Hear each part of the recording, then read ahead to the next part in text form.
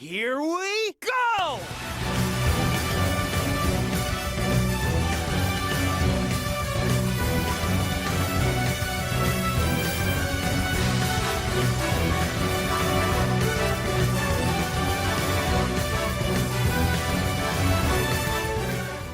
Well guys, I suggest you strap yourselves in, because this is about to get real. What's up everybody, this is Gamer Blake 90, proud chief of the blue and red blurs, here to present you all with the finale to my playthrough of the most outstanding classic title in the history of Sonic. Sonic Mania aside, of course. Now, Sonic 3 has been a long but exciting experience, and in this video, it's going to reach its conclusion as we go to the absolute final stage, which is the Death Egg Zone, also known as a duplicate of the Death Star from the Star Wars universe. Oh, Sega and Paramount, we better get some Death Star references in the Sonic movie sequel, because I seem to recall you dropping an Obi-Wan reference in the original film, And when you factor in the Tails and Knuckles are involved in the sequel, there is no way that the Master Emerald, and better yet the Death Egg, won't have some involvement in the sequel as well. That's gotta be the case, man. I know some predictions can be wrong, but I just cannot see myself being wrong this time around. Anyway, for this video we're going through the Death Egg Zone, and as you can already see, this stage ain't gonna pull any punches. While we're talking about it, I have a question for you. Which do you prefer? Sonic 2's version of a Death Egg, where you had to contend with 2 final bosses without having any rings at all? Or Sonic 3's Death Egg Zone, which is a fully fleshed out stage, but has a final boss that is divided into different phases, for which you're gonna want to have rings at the ready. Which is better for you or worse for you? Sonic 2's Death Egg or Sonic 3's Death Egg? Let me know your votes in the comments down below. I gotta see this. The first act of Death Egg Zone, or both acts rather, they have it all. A non-stop variety of traps that are gonna have you pulling your hair out by the end of it. It has it all. Electrified floors and ceilings, hover pads, bandits that are so reinforced in armor but you can't really attack them without hurting yourself, staircases that will activate at the touch, and well, it just goes on and on and on. It'll seriously leave your head spinning. And not like if you were doing a spin dash. Granted, if you have the electric shield, you can cut down on the headaches somewhat, as they'll keep you completely safe from the electrified floors and ceilings, and it'll also help you control your descent from your jumps when you're dealing with these sections right here, where you have to stand on these conveyor belts. Some of which will be moving in one direction, but this one seems to be a solid platform, which will change direction if you jump on it. But as long as you stay towards the middle of it and prepare to time your jump so you don't get peppered by those inbuilt projectiles you'll see on the walls, you should be just fine. Heck, you don't even need to stand that platform. We have the electric shield, so we could just run along the electric bed and keep going. That's the beauty of it. But although the fire shield made it so the difficulty curve of Lava Reef Zone was all but obliterated, the electric shield only solves part of that problem. The rest you'll have to do the work for yourself, honestly. Goodness gracious, this is just one of those stages that never gets more and more bearable over time. And this little teleporter right here, that one was quick and to the point, which is what I would have liked to see for the rest of the teleporters that function very similarly. But others like this, on the other hand, will take you all around the room in circles, possibly with the intent of just annoying you, until they deposit you at the very end of the room. But the good thing is you can skip these entirely and do the work yourself, so you can finish that area a heck of a lot faster, though it depends on the platforming layout that you will have to deal with. Hold up. Are we already at the end of the first act? We actually are at the very end of it already. I think it's gonna take a little more time than that, especially trying to juggle commentary and gameplay all at once, but I'm willing to welcome this turn of good fortune. Okay, so well, crap! I lost my shield, no! I would have liked to keep it. Because like I told you, Act 2 is gonna be a headache, but that's how this boss works. It's divided into 2 phases. You first have to deal with the Eye of a Tiger by attacking it over and over to get rid of these traps that will contain spikes as they explode outward. I recommend waiting with these to hit the floor first, and then eventually they'll contract outwards to cover a larger area before they expand back towards their controller. Wait for them to do exactly that so you can minimize chance of getting hit and then go in on the attack. As of the second phase, I had to be real with you. I never fight this second phase without going hypersonic. Why? Because every time you hit him, this happens. The platforms will spin at a much faster speed, and the boss itself will shoot out a laser that covers the ground, and it's really difficult to avoid in my opinion.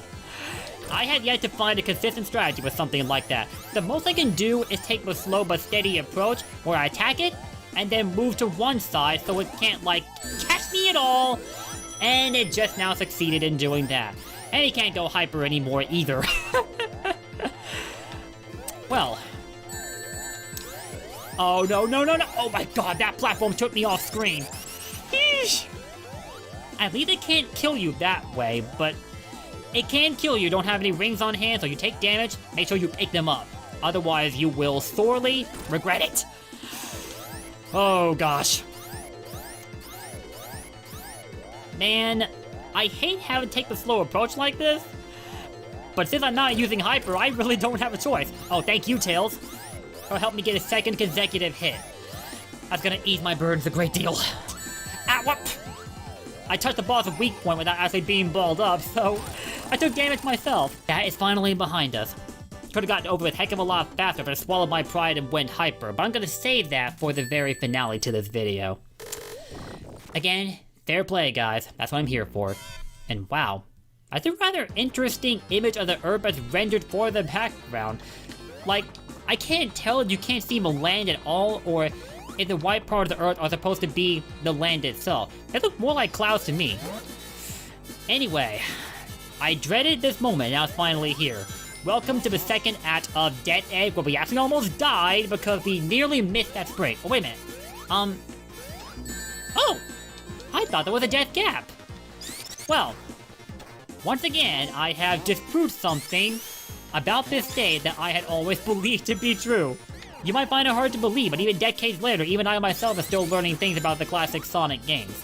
Crazy, isn't it? Speedrunner would tell you the same thing. Alright, we're back with the electric shield. Shield, I can't talk! And I'll be honest, if this were close at the beginning of the video, I would have immediately cut the recording and restarted it for the sake of correcting my slip-up in commentary, but we're already on the second act, and we're on the verge of finishing this video anyway, so I'm gonna be easy on myself for once and let it slide.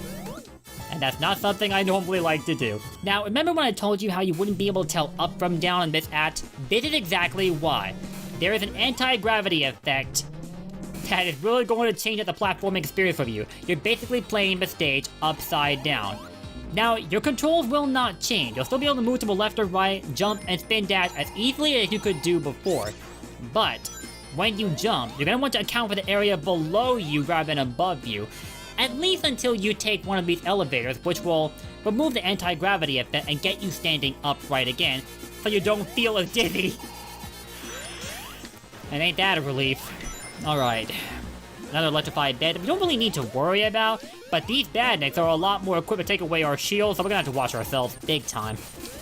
By the way, there's a reason I took the right pathway when we kicked off the second act. It takes you to a section that is very much like this one, and although you're going to have to risk it eventually, I'd much rather delay it for as long as I can, rather than have to worry about these, because if you thought these were annoying in the first act, when you have to play through them upside down, it gets twice as worse.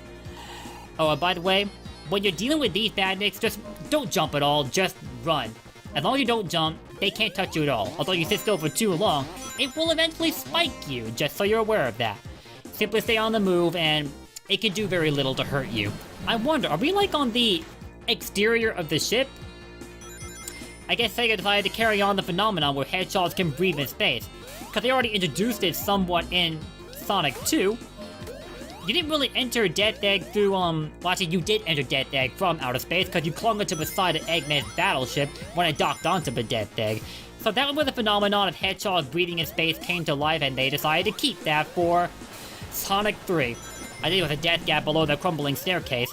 The best way to manage those things is to simply stand to one side of them until they get closer and closer, forming a diagonal line, and then you're gonna want to take the stairs. But you better be quick about it, because if they all give out beneath your feet, you could be falling to your death. But then again, I already thought there was a death gap at like the very start of the second act, and I proved myself wrong, so maybe death gaps aren't as numerous as I thought, and I'm quite surprised by that. Also, this one with teleport was a heck of a lot more straightforward. It won't be wasting your time taking you in circles. I have no idea why Sonic Team did that, honestly. Between inserting sections that are like dent into the ground, which they have sprees walling off the left and right sides of it, and then teleporting sections like this. Sometimes I feel like they have those trolling moments. But even in the classic Sonic game, they aren't all that unbearable until you get to like specific stages. This of course being one of them, and I could name off a couple of others, like the Doomsday Zone, which to this day still stress me out. Ooh, look at all them figure eights. I guess I can appreciate the effort, somewhat. Alright, so far so good. We're like 4.5 minutes in. But time is a factor that I'm really worried about, because those of you who play this game know that the time will not reset itself once you conquered what is considered to be the worst of the second act. Although now I'm seeing with platform, I think we're closing in on the very end, actually. And once again, it was right. Wow! We cleared both acts of the Death Egg Zone a heck of a lot faster than I was anticipating that we do. I really surprised myself in this video. Maybe I'm better than I gave myself credit for, but let's put that to the test. Because what we have here is a rather peculiar boss battle. This contraption here is going to spit these out.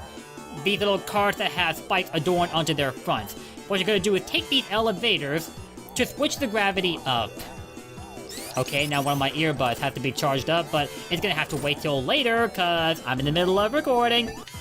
Alright, so how this works is, time your changes in gravity so that you can make these things land spiked first onto the boss. That way you can do damage, and crap, I lost my shield. I don't want to lose my rings either if I can help it, especially considering what's coming up. But yeah, make sure these things land spiked first onto the boss's body to do damage to it. But be careful, because those springs on this side could serve as shields against your attacks, like right now. Whenever one of those things comes into contact with the boss, and the boss itself does not glow white, that means it didn't take damage, so you need to pay close attention to how it reacts. Furthermore, watch yourself when you take the elevator back to the upside part of the stage, because those spikes will be flying out from those carts that you used to attack the boss in the first place, and they can still hurt you. Case in point! I didn't even know they could explode after a set period of time. Once again, a detail that I never knew about until now. Okay, I'm gonna wait a little bit. The reason why I'm waiting for those things to, for the right time to use those things as attacks is because I gotta let the boss position itself so that it's vulnerable before I do the side switch. It's a really wonky boss, but we made short work of it, and now it's time to pursue Dr. Eggman to the absolute final boss. Once again, another lapse in logic. A blue hedgehog cannot catch up to an egg-shaped scientist. Sega, why? Anyway, we can't go hyper now, but I wasn't planning to anyway, cause again, fair and square. That's what we're known for. So how this boss works is, and god, I love that final boss soundtrack. It's just legendary, dude. Like, there are very few other soundtracks that can actually hold a candle to this one. But this first phase of the boss is literally breaking its fingers. That's all there is to it. You really shouldn't be struggling with it, honestly. Just abuse the spin dash up until down like, what, 1 or 2 fingers, and then just jump on top of them over and over until they're no more. But it's the second phase that will prove to be the most worrisome. Here's what's gonna happen. Part of the floor to the left of it is gonna break away, and then it's gonna start moving towards the right. What you're gonna do, provided Tails doesn't get me killed, is force it to lower its defense by attacking the flamethrower on its... Tails! You little... Oh my god, I have so many choice words for you right now that is not funny. And now look what you made me do! Now I have to fight this final boss with no ring. Why would you choose now of all times to troll me like this? Why would you do me like this? Oh man. Now the pressure is on. But I guess this is the only... Tails? Suddenly I'm really regretting you coming along for the ride. Because the problem to taking Tails along is if he lands a hit on the boss first, your own attack won't register until the boss it in a state to be hit again. But the bright side of dying there is that the timer actually reset itself, in case you haven't noticed, before we went back to this boss. So that's a relief, because beforehand we had like barely 3 minutes on the clock. Alright, so back to explaining how the second phase will work without hopefully dying in the process. There's a flamethrower there. What you're gonna want to do is attack the nose where the flamethrower is coming from, so that you can lower the Dead robot's defenses, or the upgrade Dead robot rather, and then you can attack its exposed weakness. But you do need to pay close attention, because once defenses are down, Eggman's going to charge up an energy beam using the Master Emerald. As soon as the sound effect for when it charged up stops playing, do a full jump. And what I mean is don't let go of the jump button at all, so you can add to the height in your jump. And that way you can stay airborne long enough to completely avoid the laser and go on the attack. And once you land 8 hits, this will be the end point of this boss. But don't lose too much speed, because if you fall asleep to the left, you will have to start this boss all over again. But if your platforming is top notch, you can ensure you're staying on the right side of the screen and catch up to Eggman as he tries to make off with the Master Emerald. Unlike in the last 2 phases, he has no attacks to throw your way. The only threat you have to contend with here is possibly falling off the screen, because the ball is going to be giving out from beneath you. This is pretty stressful, as you can see. But also rather appropriate that this fight should be taking place directly over the Earth. That's a pretty nice view of it. Oh crap, Eggman's still trying to get away with the Master Emerald, so we're going to have to tap into our inner powers and go hypersonic for the absolute finale to this game. I kind of lied when I said the Doomsday Zone was the final stage. But if you have all the Chaos and Super Emeralds on hand, you get treated to the Doomsday Zone. A perfect example of a build-up to an absolute final boss, if anything. And to this day, very few other Sonic games can top this build-up. So what's going to happen here is, we're flying through a field of asteroids, which will slow you down if you run into them, as will those missiles. They can't damage you, but that's not the threat here. Your ring counter is basically a timer, and if it runs out, you're not going to be able to maintain your hyper form in outer space, and you will end up dying. So that's the real threat here. No damage to be taken at least, so that makes things easier, but you can still be slowed down, which you absolutely don't want. For the first part of the Doomsday boss, I recommend picking up as many rings as you can to ensure that you give yourself a fighting chance. Because once you get to this part, there's not going to be any rings for a while. But even then, the challenge here is simply to guide the missiles back onto Eggman himself. And believe it or not, it's actually quite easy to do. These missiles will home in on your location, so you're going to want to lead them towards the boss, without of course getting attacked yourself. Like that just now happened to me. I'm not so much worried about getting hit though, as much as I'm worried about wasting time. Though getting hit would kind of lead to that, but I think you all know what I meant. And it's actually kind of easy to avoid, well hard to avoid rather, because they're all over the place. Oh gosh. Still, this is overall epic. I miss this kind of presentation for a Sonic final boss. Like, look at this. Fighting aboard above outer space rather, trying to get the Master Emerald back from Eggman before he can destroy the world. Or perhaps not destroy it, but remake it in his image. Considering how he acted when he learned of his grandfather Gerald Robotnik's final plan to Sonic Adventure 2, but that's a discussion for another time. So yeah guys, Eggman's once again trying to get away with his misdeeds. He's still trying to take Knuckles' wedding ring away. Like, Eggman, do you have an engagement yourself going on? Though I seriously doubt that. And as you might have guessed, this last phase involves you simply catching up to him and attacking the Dead robot over and over until it gives out. But unlike before, you're going to be able to pick up rings along the way, so as long as you play well, you won't have to worry about your ring counter running out on you. Just be sure you don't take too many hits. You don't want to lose too much speed if you can help it. Okay, so let's deal the finishing touch to his playthrough of Sonic 3. Come on! Let's go, let's go, let's go. Come on, Egghead. Give it up. Give it up, Egghead. You've had a pretty darn good try, but I'm sorry. Your efforts are never going to result in the outcome you were hoping for. They never have, and they never will. Even decades later, they still haven't. Sorry, buddy. The closest you ever got was Sonic Forces, but even then, you still failed. You may as well just retire and go on vacation. You're never gonna get the better of the blue blur. At all. And with that, guys, the Doomsday Zone is finished, and that wraps up our playthrough of Sonic 3 and Knuckles. And we have here this very last cutscene where Tails catches a Master Emerald before it lands into the ocean, and we're gonna guide it back to Angel Island where we can restore its ability to stay airborne in the heavens. And I guess part of why it has that ability to stay airborne is to keep the Master Emerald safe from the evil that pollutes the world, which makes sense, but you have to wonder if Knuckles gets lonely sometimes.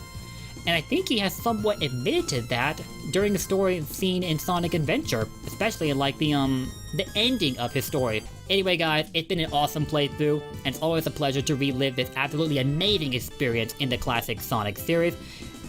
My preference always goes to Sonic CD, but it just can't be denied that Sonic 3 is the most impactful out of all the classic Sonic entries. There is just no disputing that.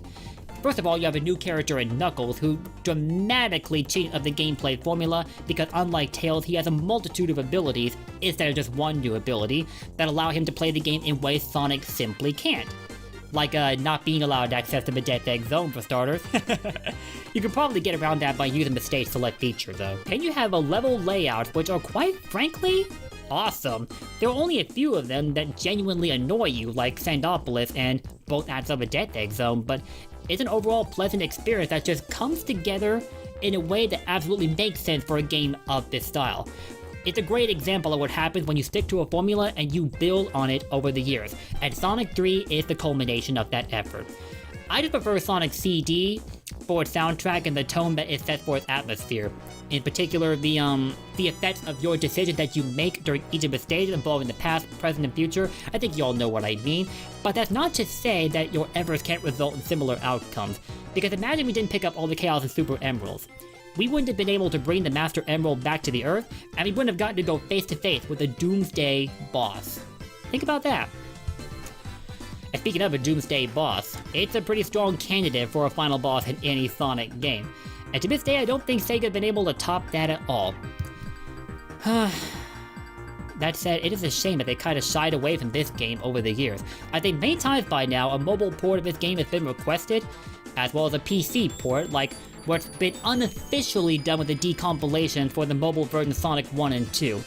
But with Sonic 3, apparently legal barriers are the reason that reality has never come to fruition. And it's just offensive to see. Perhaps offensive is a little too strong of a word, but this is the practical apex of the classic Sonic formula, one of the absolute strongest points of the Sonic series, and I just feel it deserves to be treated way better than this, man. To be fair though, it has been featured in some collections that have been re-released in later years, like I believe the Sonic Classic Collection for the Nintendo DS, which came out in 2010, just before Sonic Generations hit the scene. But we're talking like a full-on remaster, like what Angel Island Revisited was able to accomplish.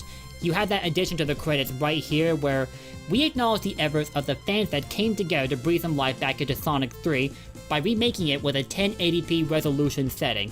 In case you couldn't tell, it didn't always have widescreen support on the Sega Genesis, but with this remake, that changed. It's unofficial, but still one of the absolute best fan projects out there, and I'm absolutely grateful to you, Karya, and the rest of the team that came together to bring us Angel Island Revisited. I highly recommend you download this for yourself. I think it's playable on both your phones and your PCs. Absolutely recommended. Give it a look, and yo, baby, we got that absolute epic cutscene with Sonic going hyper and flying towards the foreground, as well as a look at all three of the Three Musketeers standing in front of a logo for Sonic 3 and Knuckles. Sorry for not really being all that interactive with the cutscene. You know me, I tend to ramble at times, only because I want to be educational. And with that, guys, I can't believe I'm saying this, but that is it for Sonic 3 and Knuckles. It's been an absolute privilege to play through this game for your enjoyment, and I thank you guys for sticking with this series from the very start and all the way to the end. Again guys, thank you for watching, and once again, thanks to the fans that came together to bring us this remaster of Sonic 3 in the form of Angel Island Revisited. There are mods you can play with this game, by the way. I heavily recommend looking into them. The mods are typically shared through GameBanana.com. On that note guys, time for me to sign off, but I will see you all again soon. Until then, peace! Blue Blurs for life. Take care. Peace out.